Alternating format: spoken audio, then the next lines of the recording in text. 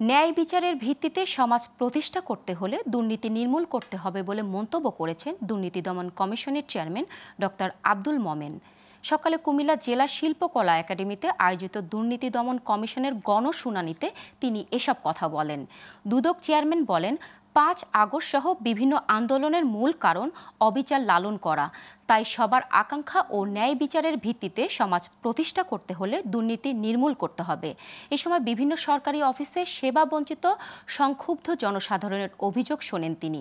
পরে সংশ্লিষ্ট দপ্তর প্রধানদের উপস্থিতিতে শুনানি শেষে সমাধান করা হয়।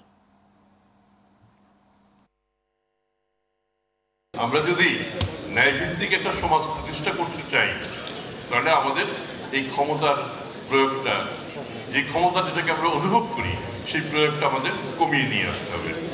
ক্ষমতাটাকে মনে করতে হবে আমাদের দায়িত্ব।